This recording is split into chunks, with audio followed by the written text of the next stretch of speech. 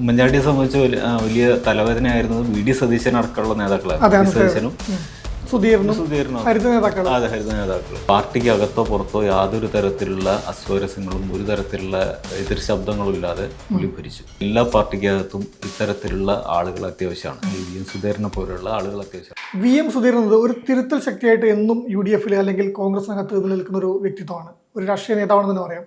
നേരത്തെ ഉമ്മൻചാണ്ടി സർക്കാരിൻ്റെ കാലത്ത് ആ സർക്കാരിനെ ഏറ്റവും അധികം വിവാദങ്ങളിലേക്ക് നയിച്ചതും ഈ സുധീറിൻ്റെ ഈ നിലപാട് കാർക്കശ്യമായിരുന്നു. നമുക്കറിയാം, മദ്യനയത്തിലും അന്നത്തെ വിഴിഞ്ഞം പദ്ധതിയായി ബന്ധപ്പെട്ടെല്ലാം വലിയ നിലപാടുകളാണ്, ഒരു കടുംപിടുത്തമായിരുന്നു അന്നത്തെ KPCC പ്രസിഡന്റായ സുധീരൻ എടുത്തിരുന്നത്.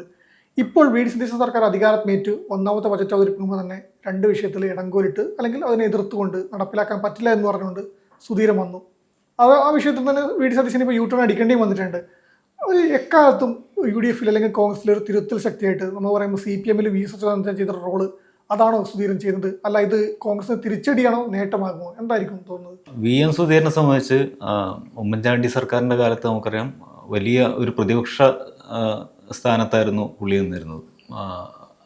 ഉമ്മൻചാണ്ടിയെ സംബന്ധിച്ച് വലിയ തലവേദനയായിരുന്നത് വി.ഡി. സതീശൻ അടക്കമുള്ള നേതാക്കളാണ്. സതീശനും സുധീരനും ഹരിത നേതാക്കൾ. അതെ, ഹരിത നേതാക്കൾ. അപ്പോൾ ആ കാലത്ത് തന്നെയുള്ള പ്രശ്നങ്ങളാണ് ഇപ്പോൾ. ഇതൊരു പുതിയ പ്രശ്നമല്ല. തോട്ടപ്പള്ളി കരിവണൽ ഖനന പ്രശ്നം എന്ന് പറഞ്ഞാൽ വി.എം. സുധീരൻ ഇത് ആദ്യമായിട്ട് ഉന്നയിക്കുന്ന പ്രശ്നമല്ല. സ്വാഭാവികമായിട്ടും നമുക്ക് പറയാവുന്ന ഒരു കാര്യം, പുള്ളിക്ക് അതിന് ഒഴിഞ്ഞു മാറാൻ കഴിയുന്ന കാര്യമല്ല. വി.എസ്. സുധീരനെ സംബന്ധിച്ച് അതിന് പിൻവാങ്ങാൻ കഴിയുന്ന കാര്യമല്ല. അപ്പോൾ ഇത് സർക്കാരിനെ പ്രതിക്കൂട്ടിലാക്കാൻ വേണ്ടി അല്ലെങ്കിൽ വി.ഡി. സതീശനെ പ്രശ്നത്തിലാക്കാൻ വേണ്ടി അദ്ദേഹം എന്തെങ്കിലും ഒരു ഉഡായിപ്പ് പദ്ധതിയായിട്ട് വന്നാണെന്ന് ആരോപിക്കുന്നതിൽ അർത്ഥമില്ല. കാരണം അത് മുമ്പ് തന്നെ അദ്ദേഹം ഉന്നയിക്കുന്ന ഒരു പ്രശ്നമാണ്, അതെ, എടുത്തിട്ടുള്ള നിലപാടാണ്. അപ്പോൾ ഈ ഒരു വിഷയത്തിൽ നമുക്ക് കാണാവുന്ന ഒരു പ്രത്യേകത എന്താണെന്ന് വെച്ചാൽ, സർക്കാർ അധികാരത്തിലേറിയതിന് ശേഷം ഒരു പ്രതിപക്ഷ സ്വഭാവത്തോടു കൂടിയിട്ട് വി.എം. സുധീരൻ രംഗത്തിറങ്ങിയിരിക്കുകയാണ്. ഇത് നമുക്ക് പഴയ അച്യുതാനന്ദൻ, പിണറായി വിജയൻ കാലത്തെ സംഘർഷകാലത്ത് ഓർമ്മിപ്പിക്കുന്ന ഒരു സംഗതിയാണ്. പാർട്ടിക്കകത്ത് തിരുത്തൽ ശക്തിയായിട്ട് അച്യുതാനന്ദൻ നിന്നിരുന്ന അതിന് സമാനമായിട്ട് വി.ഡി. സതീശൻ്റെ സർക്കാരിൻ്റെ അകത്ത് ഒരു തിരുത്തൽ ശക്തിയായിട്ട് വി.എം. സുധീരൻ മാറുന്നതായിട്ട് നമുക്ക് കാണാം. പക്ഷെ ഇതിൽ നമുക്ക് പലതും പറയാൻ കഴിയും, പല പ്രശ്നങ്ങൾ നമുക്ക് ചൂണ്ടിക്കാണിക്കാൻ കഴിയും. എങ്കിൽ പോലും വി.എം. സുധീരൻ ഇത്തരം വിഷയങ്ങളിൽ ആദ്യമായിട്ടല്ല ഇടപെടുന്നത്. മുമ്പ് പ്ലാച്ചിമട സമരത്തിൽ, അതുപോലെ ആറന്മുള വിമാനത്താവള സമരത്തിൽ, അങ്ങനെ പല സമരങ്ങളിലും അദ്ദേഹം മുന്നിൽ തന്നെ ഉണ്ടായിരുന്ന ആളാണ്. അപ്പോൾ സംശയത്തോടെ ഇതിനെ അങ്ങനെ സുധീരന്റെ വ്യക്തി എന്ന് നോക്കുമ്പോൾ ഈ സംശയത്തിന്റെ ആവശ്യമില്ല. കാരണം അയാൾ എന്നും നിലപാട് ഉയർത്തി പറയും അത് തന്റെ പാർട്ടിക്കെതിരാവോ അല്ലെങ്കിൽ തന്റെ സർക്കാരിനെതിരാവോ എന്ന് നോക്കുന്ന ഒരു വ്യക്തിയല്ല. ഇപ്പം പറഞ്ഞാൽ തന്നെ, ഉദാഹരണങ്ങൾ പറഞ്ഞാൽ തന്നെ സുധീരൻ എന്നും അത് പറയാറുമുണ്ട്, അത് ചെയ്യാറുമുണ്ട്. പക്ഷേ അത് പ്രതിരോധത്തിലാക്കുന്നത് സ്വന്തം മുന്നണിയും പാർട്ടിയാണെന്നുള്ളതായിരിക്കും. അദ്ദേഹം എന്തൊക്കെ പറഞ്ഞാലും മുൻ KPCC പ്രസിഡന്റാണ്. ആ പദവിയിൽ ഇരുന്നാണ് അദ്ദേഹം ഏറ്റവും കൂടുതൽ ഇത്തരം കാര്യങ്ങൾ ചെയ്തതാണ് ഏറ്റവും കാര്യം. പക്ഷേ അയാളെ ആ ഒരു രാഷ്ട്രീയക്കാരനാകുമ്പോൾ അല്ലെങ്കിൽ ഒരു പാർട്ടിക്കുള്ളിൽ നിൽക്കുമ്പോൾ അതിനൊരു, നമ്മൾ കോൺഗ്രസിൽ ജനാധിപത്യമുണ്ട്, LDF-ലോ CPM-ലോ അതിലാന്നൊക്കെ പറയുന്നതൊക്കെയാണ്. പക്ഷേ നമുക്കറിയാം 2011, 2016 കാലഘട്ടം ഉമ്മൻചാണ്ടി സർക്കാരിൻ്റെ, രണ്ടാം ഉമ്മൻചാണ്ടി സർക്കാരിൻ്റെ കാലഘട്ടത്തിൽ ഇപ്പം 10 വർഷത്തേക്ക് UDF-ന് പ്രതിപക്ഷത്തിരുത്തിയതും ആ ഒരു ഭരണം തന്നെയാണ്. ഇപ്പം എന്തൊക്കെ പറഞ്ഞാലും അന്ന് ആ സർക്കാർ കേട്ട പഴിയൊന്നും സമീപകാല ചരിത്രത്തിൽ കേരളത്തിൽ ഒരു സർക്കാരും കേട്ടിട്ടുണ്ടായില്ല.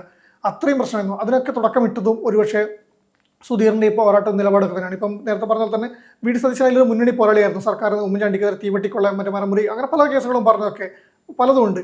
പക്ഷേ അന്ന് സുധീരൻ ചെയ്ത ഇത് നമുക്കറിയാം. അന്ന് ബാർ അടക്കം 418 ബാർ അടച്ചു വിട്ടണമെന്ന് പറഞ്ഞിട്ടെടുത്ത നിലപാട് അത് വല്ലാണ്ട് പ്രതിരോധത്തിലാക്കി. ഉമ്മൻചാണ്ടിക്കാർ വഴങ്ങേണ്ടി വന്നു. അവസാനം മദ്യനിരോധനത്തിലുള്ള പ്രശ്നം വന്നു പോയി. അത് അവിടെ ആ വിഷയം നിൽക്കുന്നു. ഇപ്പം ഈ സർക്കാർ വരുന്ന സമയത്ത് മാനിഫെസ്റ്റോയിൽ, UDF-ന്റെ മാനിഫെസ്റ്റോയിൽ പറഞ്ഞിരുന്നത് മദ്യത്തിന് മയക്കുമരുന്നിനെതിരെ വിട്ടുവീഴ്ച നടപടി സ്വീകരിക്കുന്നത് തന്നെയാണ്. പക്ഷേ ഓപ്പറേഷൻ തൂഫാൻ പോലുള്ള കാര്യങ്ങൾ കൊണ്ടുവന്ന് അതൊരു ചെന്നിത്തലയുടെ നേതൃത്വത്തിൽ അല്ലെങ്കിൽ പോലീസ് എക്സൈസ് ചേർന്നൊരു വെടിപ്പായിട്ട് ഇങ്ങനെ കൊണ്ടുപോകുമ്പം വീര്യം കുറഞ്ഞ മദ്യം അനുവദിക്കാം, അല്ലെങ്കിൽ നികുതി ഇളവ് എന്ന് പറഞ്ഞ സാധനം കൊണ്ട് നികുതിയുടെ ഘടന കൊണ്ടുവന്ന് വി.ഡി. സതീശൻ അത് ഒരു ആ നിലപാട്, പ്രത്യക്ഷ നിലപാട് പരോക്ഷമായിട്ട് തന്നെ പറയാം, ഒരു വ്യതിചലനം സംഭവിച്ചു. സുധീരൻ ചൂണ്ടിക്കാട്ടി അതാണ്. സുധീരൻ ചൂണ്ടിക്കാട്ടി മാത്രമല്ല, അദ്ദേഹം ഞാൻ അന്ന് തന്നെ പറഞ്ഞിരുന്നല്ലോ പറഞ്ഞിട്ട് ഫേസ്ബുക്കിൽ മുഖ്യമന്ത്രിക്ക് ഒരു കത്ത് ചെയ്തിട്ട്, തുറന്ന കത്ത് ചെയ്തിട്ട് അതിൽ പറയുന്നുണ്ട്. അതായത് നമ്മൾ പറഞ്ഞ പരോക്ഷമായോ അല്ലെങ്കിൽ പ്രത്യക്ഷമായോ ഈ ഇത്തരം നിലപാടിൽ നിന്ന് വ്യതിചലിച്ച് പോകരുത്. ഇതൊരു വീര്യം കുറഞ്ഞ മദ്യം എന്ന് പറഞ്ഞാലും അത് ലഹരി തന്നെയാണ്. ലോകാരോഗ്യ സംഘടന പറഞ്ഞിട്ടുണ്ട്, ലഹരി വ്യാപനത്തിന് കാരണമാകും. അതുകൊണ്ട് അതിൽ പിന്മാറണം, ഇത് പിൻവലിച്ചേ മതിയാകൂ എന്ന് പറയുന്നൊരു നേതാവായിട്ട്, ഒരു മുതിർന്ന നേതാവായിട്ട് സുധീരൻ മാറുന്നു. ഒരുപക്ഷെ നമുക്ക് നോക്കിയാൽ ഒരു കണക്കിന് ശരിയാണ്. കാരണം കോൺഗ്രസിനകത്ത് തന്നെ ഒരാൾ തിരുത്തലായിട്ട് പറയുന്നു, നിലപാട് മാറാൻ പാടില്ല എന്ന് ഓർമ്മിപ്പിക്കുന്നു. പക്ഷേ അത് ഒരു മാസത്തേക്ക് മുമ്പ് സർക്കാരിന് കല്ലുകടിയായി മാറില്ല ഇങ്ങനത്തെ നിലപാട് വരുമ്പോൾ? സർക്കാർ ഇതിൽ പ്രതിരോധത്തിലാവുന്നുള്ള കാര്യത്തിൽ സംശയമൊന്നുമില്ല. പക്ഷേ ഇത് കഴിഞ്ഞ 10 വർഷത്തെ ഭരണകാലം നമുക്ക് ഓർമ്മയുണ്ട്. പിണറായി സർക്കാരിൻ്റെ പാർട്ടിക്ക് അകത്തോ പുറത്തോ യാതൊരു തരത്തിലുള്ള അസ്വാരസ്യങ്ങളും ഒരു തരത്തിലുള്ള എതിർ ശബ്ദങ്ങളും ഇല്ലാതെ പുള്ളി ഭരിച്ചു. പ്രത്യേകിച്ച് കഴിഞ്ഞ 5 വർഷക്കാലത്തെ ഭരണത്തിൽ ഒരു തരത്തിലുള്ള ശബ്ദം പോലും അപശബ്ദം പോലും കേൾപ്പിക്കാതെ പാർട്ടി അതിശക്തമെന്ന CPI ഒരു പ്രശ്നം ഉണ്ടാക്കിയത്.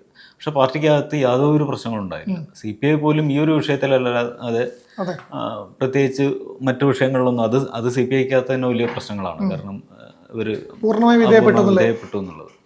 അപ്പോൾ ഇതുകൊണ്ടുണ്ടായ പ്രശ്നം നമ്മൾ കണ്ടു. ഒരു സാധാരണ പരാജയമാണെങ്കിൽ ഇതൊരു വിഷയമല്ല, അത് കൈവിട്ടു പോയ ഒരു പരാജയത്തിലേക്ക് അവർ പോയി. അപ്പോൾ ഈ തരത്തിൽ പാർട്ടിയുടെ ഒരു മൂല്യപരമായ താഴേക്കുള്ള പോക്ക് അത് സംഭവിക്കാതിരിക്കാൻ എല്ലാ പാർട്ടിക്കകത്തും ഇത്തരത്തിലുള്ള ആളുകൾ അത്യാവശ്യമാണ്. ഈ VM സുധീരനെ പോലുള്ള ആളുകൾ അത്യാവശ്യമാണ്. അതിനകത്ത് ആദ്യം പറഞ്ഞില്ലേ ഈ ഇതുപോലുള്ള ഈ വ്യക്തിത്വം ഉണ്ടായതുകൊണ്ടും ഇത്ര നിലപാട് സ്വീകരിച്ചുകൊണ്ടാണ് 10 വർഷം പ്രതിപക്ഷത്തിരിക്കേണ്ടി വന്നത്. കാരണം 2016 പിന്നെ ഇലക്ഷനിൽ വന്ന് തിരിച്ചടി അതിൽ പ്രധാന ഘടകം ഇത് തന്നെയായിരുന്നു. പക്ഷേ അതിൽ വളരെ ന്യായമായ പ്രശ്നങ്ങളുണ്ടായിരുന്നു. എന്താണെന്ന് വെച്ചാൽ ഉമ്മൻചാണ്ടി സർക്കാരിൻ്റെ കാലത്ത് അഴിമതിയുടെ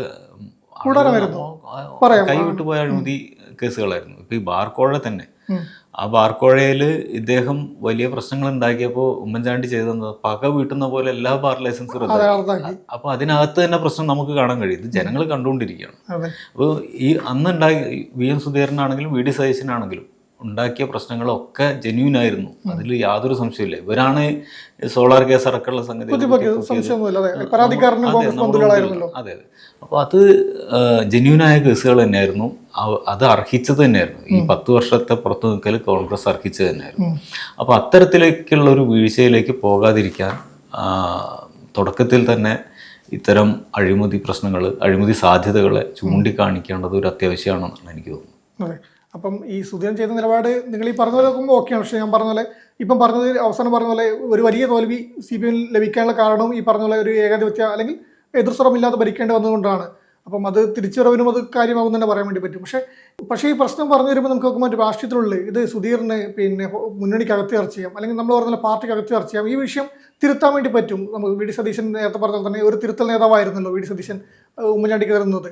അപ്പോൾ സുധീറിനത് സതീശനോട് സംസാരിക്കാനും ആക്കാൻ പറ്റും. അപ്പം ആ വിഷയം പരിഹരിക്കുക എന്നതാണോ, അല്ലെങ്കിൽ തൻ്റെ ഒരു ഇമേജ് വർദ്ധിപ്പിക്കുക എന്നതാണ് ഇവിടെ നേതാക്കൾ നോക്കുന്നതാണ് എനിക്ക് തോന്നുന്ന വിഷയം. നിങ്ങൾ ഈ പറഞ്ഞ നിലപാട് ഉയർത്തിപ്പിടിക്കുന്നതൊക്കെ ശരിയാണ്. പക്ഷെ ഒരു മാസം തികയുന്നതിന് മുമ്പ് ഒരു സർക്കാരിനെതിരെ ഇത്രയും നമ്മൾ കുറച്ച് കഷ്ടപ്പെട്ടൊക്കെ വേണ്ടി സർക്കാർ അധികാരം പിടിച്ചത് നമുക്കറിയാം.